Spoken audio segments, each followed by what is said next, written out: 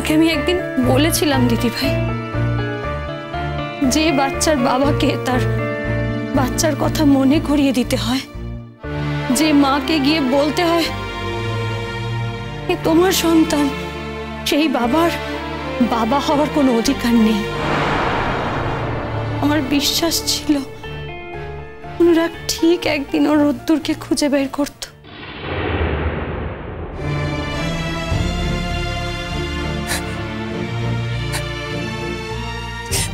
তুই তুই এত বড় কথাটা চেপে রেখেছিলি মেঘনা?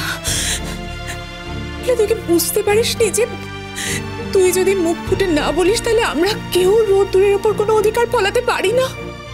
আমি চাইনি দিদি ভাই, আমি চাইনি কেউ কোনোদিন আমার রোদ্দুরের ওপর এতটুকু অধিকার ফলাক। অনুরাগ তো আমার কাছে ছিল না দিদি ভাই, রোদ্দুর ছিল।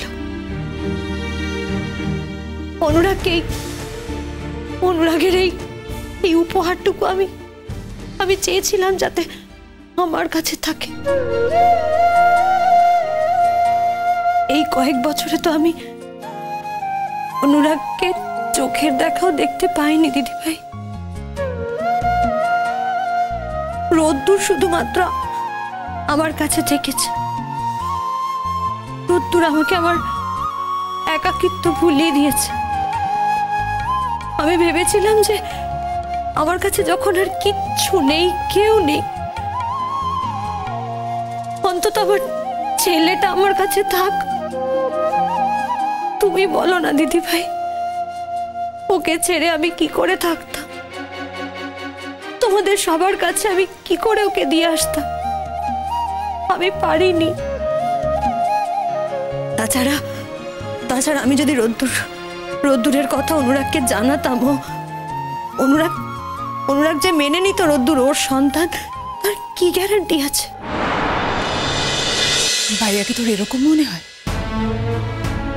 এখানে এরকম ওরকম মনে হওয়ার কিছু নেই দিদি ভাই। এটা একটা পরিস্থিতিতে একটা মানুষ কিভাবে কখন রিঅ্যাক্ট করবে সেটা আমি তুমি কি করে বলে দিতে পারি? সেটা কি সম্ভব? তাহলে তুই বল এখন কি হবে? আমি জানি না, কিন্তু আমার বিশ্বাস অনুরাগ বেঁচে আছে। অনুরাগের কিছু হতে পারে না।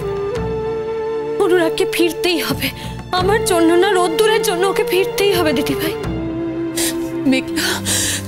মেঘলা, আমরা সবাই খুব চেষ্টা করছি, আর আমি জানি তুইও নিশ্চয়ই খুব চেষ্টা করবি ওকে খোঁজার। কিন্তু আমাকে একটা কথা দে, আমি একটা কথা বল, যে যদি ভাইকে ফিরে পাওয়া যায় আর ভাইয়া সুস্থ থাকে, তাহলে ভাইয়াকে রোদ্দুরের কথা বলবি তো?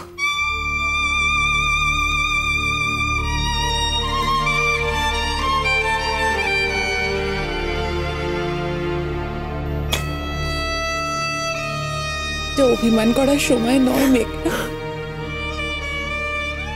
মানুষটা আছে কিনা তাই আমরা জানি না। মানুষ যতক্ষণ থাকে ততক্ষণ তো তার উপর রাগ করা যায়, অভিমান করা যায়। যতক্ষণ আমাদের জীবনটা থাকে আমরা ততক্ষণ লড়াই করি মেঘলা। যদি জীবনটাই না থাকে, জীবনটাই আমাদের ছেড়ে চলে যায়, তখন তো মানুষের আর লড়াই করার ক্ষমতা থাকে না মেঘলা। তাই এখন আর কোনো রাগ রাখিস না মেঘলা, কোনো অভিমান করিস না। তবে ভাইয়াকে যদি সত্যি খুঁজে পাওয়া যায়, আমরা সবাই মিলে খুব চেষ্টা করবো মেঘলা। ভাইয়াকে যেভাবেই হোক আমরা খুঁজে বার করবো, আর যদি খুঁজে বার করতে পারি তখন আমরা ভাইয়াকে সুস্থ করে তুলবো, তাই না বল? আর আমি জানি ভাইয়াকে সুস্থ করে তোলার ক্ষমতা আর কারোর নেই মেঘলা। সেটা একমাত্র তোর আছে। তুই একমাত্র মানুষ যে ভাইয়াকে সুস্থ করে তুলতে পারিস। ভাই, আমার হলো না কেন বলো তো অ্যাক্সিডেন্ট? বারবার এত বড় বড় অ্যাক্সিডেন্ট অনুরাগেরই কেন হয়? আমি তো একটা কথা বুঝতে পারছি না মেঘলা, ও কোথায় যাচ্ছিল? ও হাইওয়েতে কার সঙ্গে দেখা করতে যাচ্ছিল? জানি না, হয়তো হয়তো কারোর সাথে দেখা করতে যাচ্ছিল না, এমনি গাড়ি নিয়ে হয়তো। আচ্ছা, তোর সেদিন কোথায় প্রোগ্রাম ছিল? কেন বল না। দুর্গাপুর। দুর্গাপুরে? ভাইয়ার গাড়িটা তো দুর্গাপুর হাইওয়েতেই পাওয়া গেছে। এই কথাটা বলে তুমি কি বলতে চাইছো দিদি ভাই? কিছু বলতে চাইছি না মেঘলা, আমি কিছু বলতে চাইছি না, কিন্তু কথা তো উঠছে মেঘলা। মেঘলা, অনেক কথা উঠছে, অনেকে অনেক কথা বলছে। ও বাড়ির এক অংশ লোকের ধারণা যে ও তোর প্রোগ্রাম শুনতে গিয়েছিল আর ওই গাড়িতে তুই ছিলি। ও আচ্ছা দিদি ভাই, আমি যদি থাকি তার মানেটা কি দাঁড়ায়? আমার সামনে অ্যাক্সিডেন্টটা হয়েছে আর আমি সেই কথাটা কাউকে না বলে। তা নয় মেঘলা, এরকমও তো হতে পারে হয়তো তোকে নামিয়ে দিয়েও ফিরছিল। কি কেন? মানে ওর সাথে যদি ওই গাড়িতে আমি থাকি তাহলে তো ওর আমার সঙ্গেই যাওয়ার কথা অনুষ্ঠানে, সেখানে আমার গানটা শুনেই ওর আমার সাথেই ফেরার কথা। তুই একমাত্র বলতে পারবি কিন্তু মেঘলা, মানে ঠিক কি হয়েছিল একমাত্র তুই বলতে পারবি।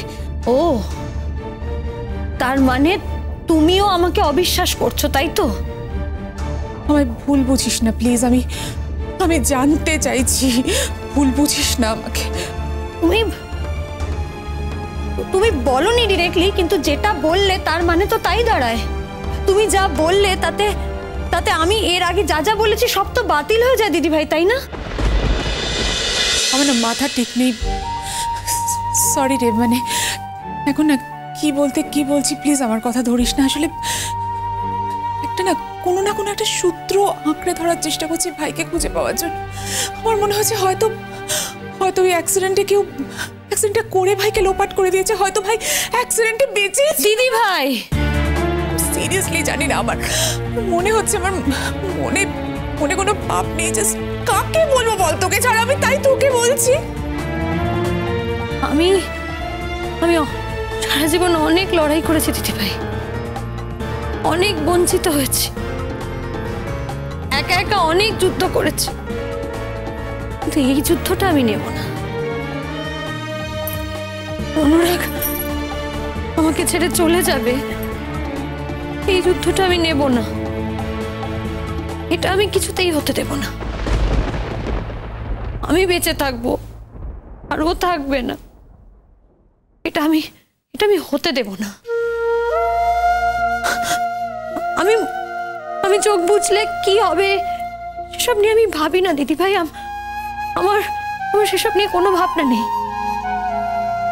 তো আমি বেঁচে থাকতে থাকতে অনুরাগকে আমি কোথাও চলে যেতে দেব না, ওকে থাকতে হবে, ওকে আমার জন্য না, ওকে রোদ্দুরের জন্য থাকতে হবে দিদি ভাই। তুমি বলো তো, ওইটুকু ছেলেটার কি দোষ, ওর কি অপরাধ? ও কেন ওর বাবাকে পাবে না বলো তো? ও কেন ওর বাবাকে পাবে না? তাছাড়া অনুরাগের সাথে তো আমার কথা আছে, ওর সাথে সব কথা তো আমার শেষ হয়ে যায়নি। ওকে আমার অনেক প্রশ্ন করার আছে দিদি ভাই। এই কয়েক বছরে আমি অনুরাগের জন্য যা যা কথা নিজের মনে সাজিয়ে রেখেছি, সেই কথাগুলো তো আমাকে ওকে বলতে হবে। ও কোন দুঃসাহসে আমাকে ছেড়ে চলে যাওয়ার কথা ভাবতে পারে? ওকে আমার সামনে দাঁড়াতে হবে, সমস্ত কথার উত্তর দিতে হবে।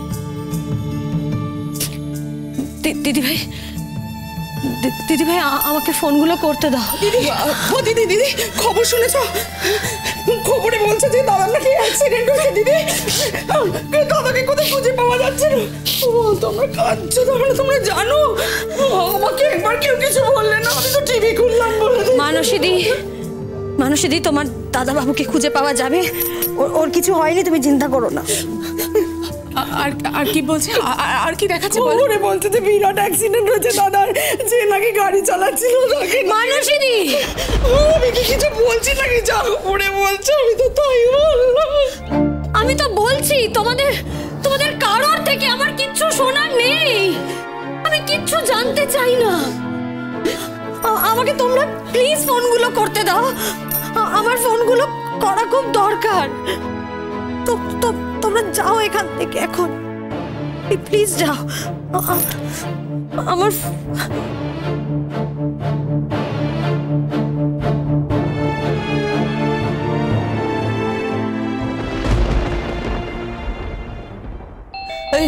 ওই তো দাদা ভাই রে এসছে বোধহয়, আমি দেখছি দাঁড়া।